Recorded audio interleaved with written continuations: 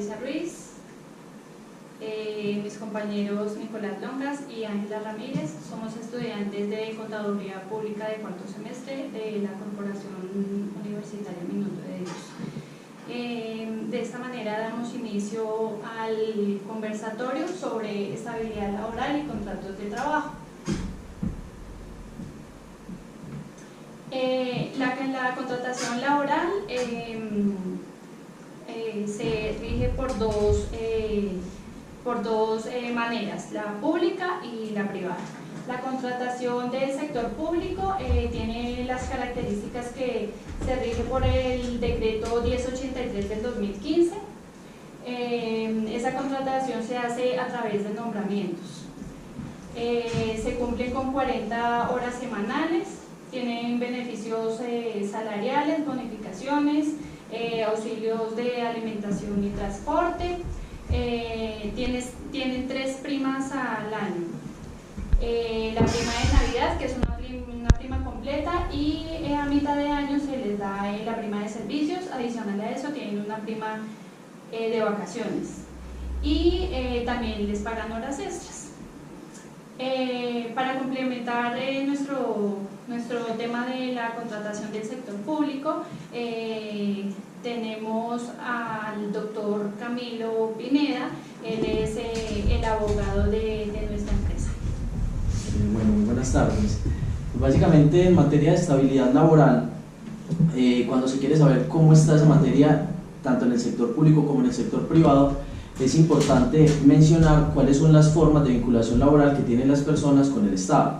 Normalmente, la regla general en el sector público es que todos los empleos se deben llenar con empleados de carrera administrativa, pero excepcionalmente hay otras formas de contratación que el Estado también utiliza o de vinculación laboral, que son los funcionarios de elección popular, como alcaldes, gobernadores, las personas que están por cargos de libre nombramiento y remoción, como los ministros o como los secretarios de despacho del gobernador o como los secretarios de despacho del alcalde. Y están las personas que son de obra y mantenimiento, que se les hacen los contratos como si fueran del sector privado, pero se los denomina trabajadores oficiales. Esas son las formas de vincularse al sector público. El sector público respecto del sector privado es un sector que tiene mayor estabilidad. ¿Por qué? Porque, por ejemplo, los empleados de carrera administrativa son empleados que solamente pueden ser sacados de sus cargos o removidos después de que ganan un concurso público, después de que hacen y quedan en una lista de elegibles. Solamente pueden ser sacados de su puesto a través de una declaratoria de subsistencia, que es un acto administrativo, y eso es por bajos rendimientos muy seguidos. O sea, no es tan fácil como sucede en el sector privado, que con una carta de despido y pagando una indemnización se puede sacar. Entonces, la verdad, y ya obviamente los cargos de elección popular, que son en la mayoría de casos de 4 años, esos cargos obviamente se tiene que esperar que se termine el término para que pueda, digamos, salir esa persona. Entonces, uno observando los empleos de carrera y los de elección popular, uno observa que son mucho más estables que los que se establecen en el sector privado. Y ya, por ejemplo, en el caso de los de libre nombramiento y remoción, sí son cargos que simplemente el nominador, cuando lo quiera, saca un acto administrativo y cambia de empleado, o sea que son más inestables. Pero la regla general es que en el sector público es mucho más estable estar laboralmente vinculado, sobre todo para los empleados de carrera administrativa que se ganan el concurso. Entonces, básicamente es como esa situación frente a la estabilidad laboral que tiene que ver con el sector público. Muchas gracias. La otra forma de contratación es la contratación del sector privado. Las características de la contratación del sector privado se rigen de acuerdo con el Código Sustantivo del Trabajo, que se establecen en el capítulo 1. El trabajador se obliga a prestar un servicio mediante una remuneración según la forma del salario. Se cumplen con 48 horas semanales. Las prestaciones sociales normales son cesantías, primas y primas de servicios y vacaciones. Todo contrato dependiente debe ser remunerado por mutuo acuerdo. El trabajador participa participa de los beneficiarios del empleador, los que el empleador le ofrezca puede participar de ellos, pero pues no son obligatorios. Un mismo trabajador puede celebrar 2 contratos de trabajo con 2 empleadores, con la salvedad de que en el contrato esté la exclusividad de los servicios prestados a esa empresa. Sí. Los elementos del contrato de trabajo son 3. El primero, la actividad contratada debe ser realizada por el mismo trabajador. O sea, a la persona que se contrata necesariamente debe hacer las funciones que se le establecen en su contrato de trabajo. La continua subordinación y dependencia del trabajador respecto del empleador faculta a este para regir el cumplimiento de órdenes en cualquier momento, en cualquier modo, tiempo y cantidad de trabajo, e imponerle reglamentos, la cual debe mantenerse todo el tiempo de duración del contrato, sin que le afecte los derechos del mismo trabajador. Y la tercera es un salario como retribución del servicio. Ahí pues sí es como importante tener muy claros los elementos del contrato de trabajo, sobre todo porque en la realidad se presenta mucho que se hacen contratos de prestación de servicios a veces como para ocultar relaciones laborales. Entonces es muy importante que cuando se vayan a utilizar contratos de prestación de servicios, para no tener que soportar toda la carga laboral, se hagan ciertas fórmulas o se hagan ciertas aclaraciones en el contrato para que realmente sea un contrato de prestación de servicios. ¿Por qué? Porque así como lo dicen los 3 elementos para configurar un contrato de trabajo: primero, prestación personal del servicio; segundo, subordinación; tercero, salario como retribución al trabajo. Los puntos más importantes, o el más importante, es el de la subordinación, ¿sí?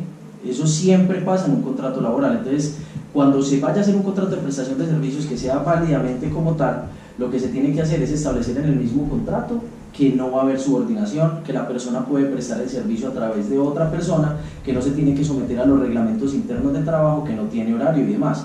Entonces usted mira, ¿pero para qué sirve alguien así? Para muchos casos sirve. ¿Por qué? Porque hay personas que solamente tienen que rendir por producto. Entonces yo le mando a hacer un trabajo específico, él verá si va a la empresa o no, él verá si lo manda a hacer con el tío, con el primo, con el amigo, pero lo importante es que haga el trabajo. Ya diferente es cuando yo necesito un empleado al cual le necesito darle órdenes dentro de la empresa, decirle qué debe hacer, qué horario debe cumplir y demás. Entonces es muy importante tener en cuenta ese elemento de subordinación. Cuando los 3 se presenten en la realidad, no hay nada que hacer.